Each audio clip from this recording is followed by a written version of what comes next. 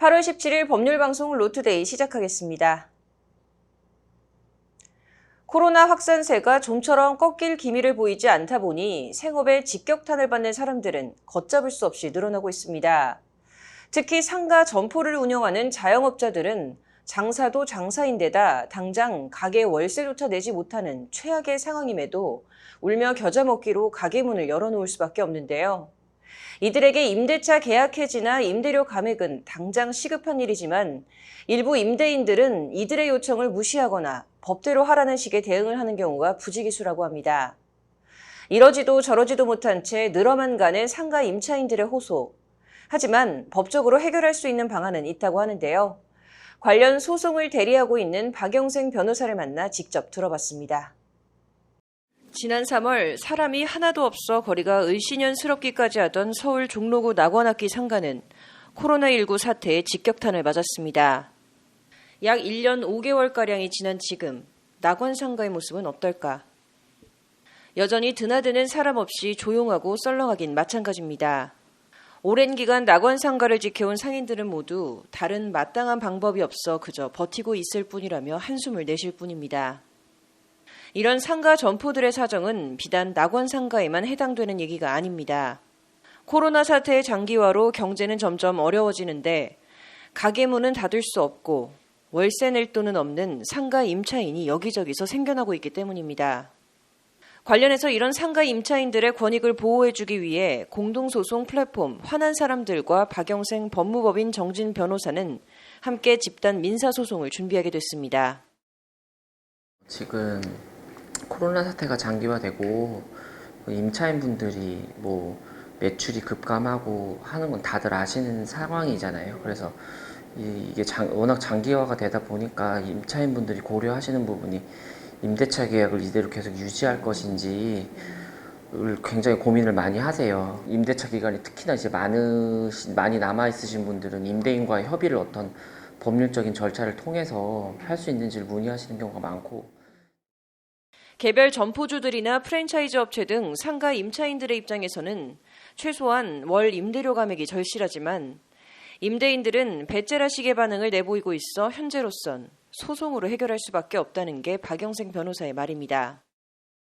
대부분의 상가 임대인분들도 제가 유의미하게 통계치를 만든 건 아니지만 한 7, 80% 이상 임대인분들도 이 부분에 대해서는 이제 어떻게 노이로제적인 반응 보이시고 법대로 하라는 식으로 많이 나오시거든요. 이제 그렇게 하다가 이제 고민을 하다 보니까 그렇게 되면은 이제 법률적인 저희 쪽으로도 변호사 입장에서는 법률적인 해결책을 찾을 수밖에 없고.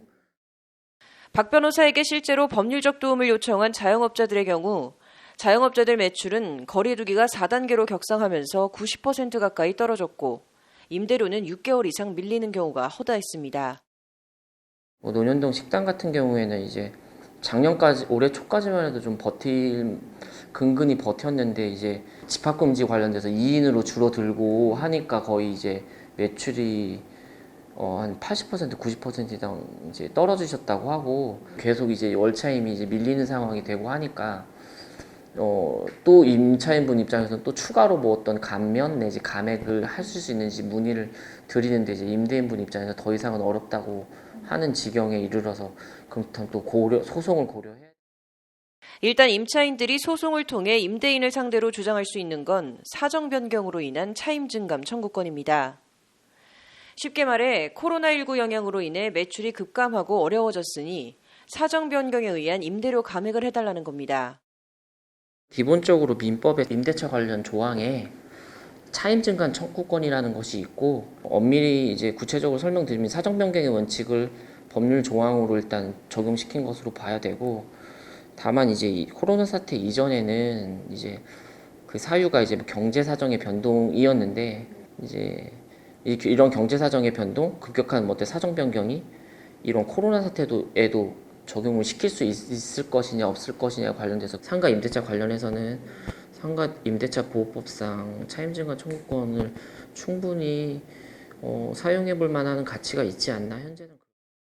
그간에는 까다로운 요건 탓에 법원에선 잘 인정되지 않던 이른바 사정 변경의 원칙이 최근 코로나 여파로 영업에 피해를 입은 상인들에겐 인정되는 추세이기 때문에 이번 소송에 승산은 있다고 박 변호사는 설명했습니다.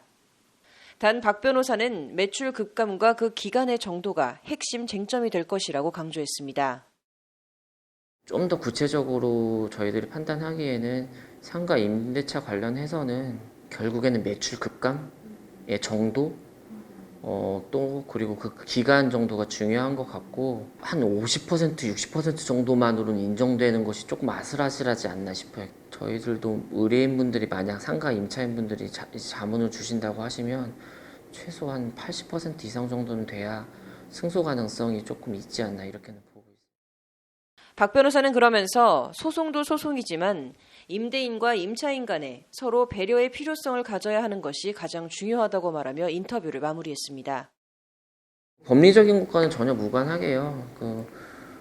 어쨌든 임대인분들도 임차인분들이 있어야지 본인들 이제 건물을 운영하시는데 당연히 필요한 부분이고 서로 상생하는 관계라고 생각이 들어요. 그러면은 물론 쉽지는 않으시겠지만 어쨌든 버텨야 되는 부분이고 그러다고 하면은 임차인분들에 대해서 조금 더 배려를 내지 또는 조정이라는 것의 필요성을 좀 이제 실감을 하셨으면 좋겠다는 생각이 들고. 법률방송 신세아입니다. 최근 남용 논란에 휩싸였던 개그우먼 박나래 씨가 이번엔 위장전이 의혹에 휩싸였습니다. 관련 내용 박아름 기자와 이슈플러스에서 얘기해 보도록 하겠습니다. 네, 박 기자 일단 어떤 상황인지부터 설명해 주시죠. 네, MBC 예능 프로그램 나 혼자 산다에 출연 중인 박나래 씨는 지난 2018년 한남동 유엔빌리지로 이사하며 새 집을 공개해서 화제가 된 바 있습니다. 네. 워낙 잘 알려진 부촌인데다가 초호화 인테리어로 눈길을 끌었는데요. 네. 박나래 씨는 해당 집에서 2년간 전세로 거주한 후에 지난해 월 1,000만 원의 월세 계약을 맺고 유엔빌리지 내 다른 세대로 이전을 했습니다. 이렇게 횟수로 총 4년간 박나래 씨는 한남동 유엔빌리지에 거주를 했는데요. 그러다 지난달엔 용산구 이태원동의 단독주택을 약 55억 1,122만 원에 낙찰받으면서 유명세를 탔습니다.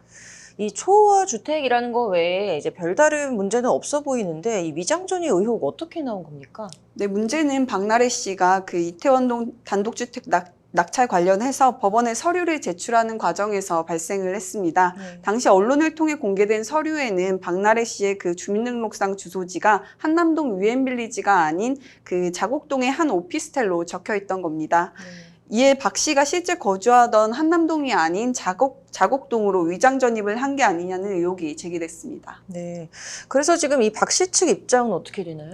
박나래 씨 측은 무지에서 생긴 실수일 뿐 위장 전입이 아니라고 항변하고 있습니다.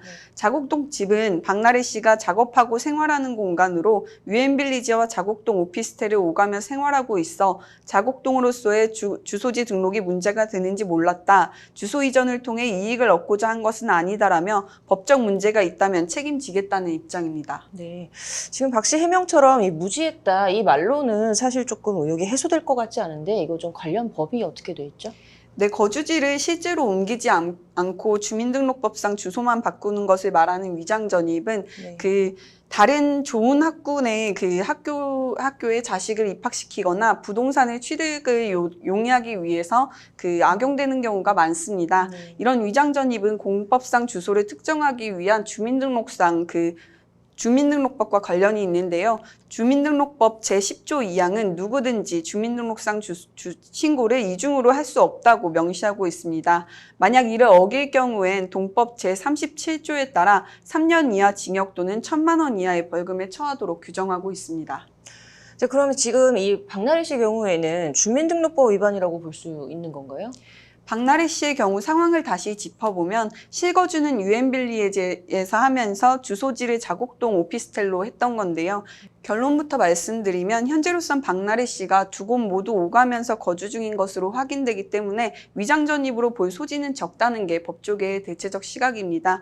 이와 관련해서 IBS 법률사무소 이윤호 변호사 얘기 설명 들어보시겠습니다.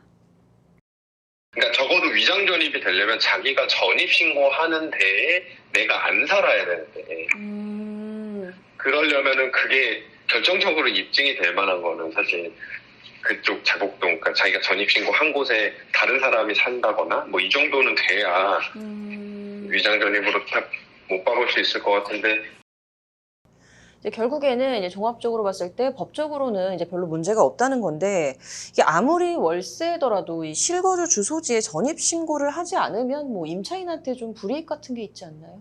네, 그렇습니다. 말씀하신 대로 주소지를 이중으로 등록할 수 없는 주민등록법상 박나래 씨의 임차인으로서의 권리는 자곡동에서만 유효하다고 할 수 있습니다. 즉 박나래 씨가 주소지를 자곡동 오피스텔로 정하면서 유엔빌리지에서 그 임차인으로서의 권리를 지키는 대항력은 상실하게 된 건데요.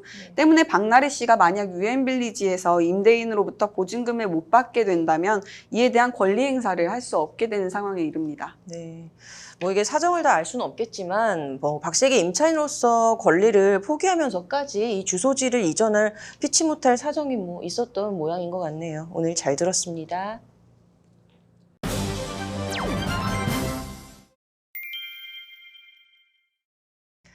네, 85만 명의 소비자가 이용하는 모바일 어플리케이션 머지포인트가 이른바 먹튀 논란에 휩싸였다고 합니다. 오늘 하소정 변호사의 바로보기에서는 머지포인트 얘기 한번 해보도록 하겠습니다. 하 변호사님 어서 오십시오. 네, 안녕하세요. 네, 일단은 이 가입자 수백 명이 이제 각지에서 몰려들어서 본사에 환불을 요구해서 좀 화제가 됐습니다. 이거 지금 어떤 내용입니까? 네, 머지포인트는 인터넷 쇼핑몰을 통해 머지머니라는 모바일 상품권을 액면가보다 20% 싸게 이제 구입을 한 뒤 대형마트나 제휴 업체들의 어떤 상품을 하게끔 하는 그런 플랫폼인데요. 네. 머지포인트를 운영하는 머지플러스가 갑작스럽게 포인트 사용처를 대폭 줄였다고 해서 가입자 사이에서는 머지플러스가 먹튀하는 것이 아니냐라는 그런 얘기가 돌고 급기야 전국 각지 이용자들이 회사를 찾아가서 환불을 요구하는 그런 사태에 이르렀습니다. 네. 그럼 이 영세 제휴업체들의 피해는 현재 지금 어떤 상황입니까? 해당 사태를 모른 채 포인트 결제를 해준 소상공인들의 피해는 현실화되고 있습니다. 머지플러스와 직계약한 영세 자영업자들이 결제 대금을 정산받지 못할 수도 있다는 거죠. 일부 이용자들은 아직 가입된 그 가맹점을 찾아다니면서요, 대량 구매를 해서 포인트를 처분하려고 했고요. 사태를 모르는 영세 제휴업자들은 그 위험을 떠안게 된 상황입니다. 네. 지금 이 머지플러스가 갑작스럽게 이 포인트 사용 가능처를 대폭 줄이게 된 원인, 이게 뭘까요? 머지플러스 측이 공지한 바에 따르면 금융감독원으로부터 머지포인트는 선불 전자지급 수단으로 볼 수 있어서 전자금융업자 등록이 반드시 필요하다는 그런 지적을 받았다고 합니다. 법적 문제가 없는 형태로 서비스를 축소 운영하려다 보니 사용 가능처가 대폭 줄었다는 입장입니다. 네. 지금 이 머지포인트 등록 업종이 지금 문제가 된 거네요. 그렇습니다. 그동안 머지플러스는 머지포인트를 상품권으로 생각을 하고 상품권 발행업이라고 하면서 사업을 영위를 했는데요. 네. 현행법상 선불 전자지급 수단을 발행하는 업체 업무를 하기 위해서는 금융위원회에 전자금융업 사업자로 등록을 해야 합니다. 네. 즉 머지포인트가 선불 전자지급 수단으로 취급이 된다면은 머지플러스는 이 사업을 영위하기 위해서는 전자금융업 사업자로 등록을 해야 된다는 얘기죠. 네. 그렇다면은 이 머지플러스가 전자금융업에 이제 등록을 할 수 있을지 여부가 좀 이제 이번 사태 해결에 좀 관건이 될 것 같은데, 이 전자금융업 등록하려면 어떤 조건이 있어야 할까요? 네, 현재 전자금융거래법은 직불 전자지급 수단 발행 및 관리업의 경우에는 30억 원, 선불 전자지급 수단 발행 및 관리업은 20억 원의 자본금을 요구하고 있습니다. 또 부채는 200% 이하여야 하고요. 머지플러스는 금융감독원으로부터 선불 전자지급 사업자라는 의견을 전달받은 만큼 전금업 등록을 위해서는 최소 20억 원의 자본금과 부채 200% 이하의 조건을 갖춰야 하는데요. 머지플러스는 지금 현재 적자를 보고 있기도 하고요. 지금 이번 사태를 통해서 유동성의 위기를 겪을 것으로 예상이 되기 때문에 당장의 전금업 등록은 어렵지 않을까 생각하고 있습니다. 그렇다면 좀 이 사태에 대해서 좀 변호사님은 어떻게 보세요? 네, 이 환불 사태라든지 그 영세업자들이 이렇게 책임을 떠안게 되는 이런 사태를 봤을 때 일부 이용자들이 머지 포인트에 문제가 있음을 알고도 영세 사업장을 찾아다니면서 결제하려고 한 것은 부도덕하다고 볼 수는 있지만요. 그것보다 머지 플러스에 가장 큰 책임이 있을 것이고요. 또 이런 머지 플러스를 제대로 감독하지 못한 금융당국에 그 책임을 물어야 할 것입니다. 그리고 정부는 규제 샌드박스 등 그 전자금융거래법 완화만을 지금 목표로 하고 있었는데 거기에도 깊은 생각을 해야 될 것으로 보입니다. 네, 어쨌든 지금 피해자들이 나온 상황이니까 좀 조속히 사태 해결이 좀 됐으면 하는 바람이네요. 오늘 잘 들었습니다. 다음 소식입니다. 오늘부터 8월 임시국회가 시작된 가운데 더불어민주당이 오늘 국회 문화체육관광위원회를 열고 언론중재법 개정안을 처리할 방침이라고 예고하면서 여기저기서 비난의 목소리가 나오고 있습니다. 언론중재법 개정안은 언론사의 고의, 중과실에 따른 허위 조작 보도에 대해 손해액의 최대 5배를 배상하도록 하는 징벌적 손해배상 등의 내용을 담고 있습니다. 앞서 지난달 27일 민주당 소속 의원들은 문체위 법안소위에서 언론중재법 개정안을 단독 처리한 데 이어 지난 10일과 12일에도 전체 회의를 개최해 개정안을 심의하려 했으나 여야 간 이견이 좁혀지지 않아 불발된 바 있습니다.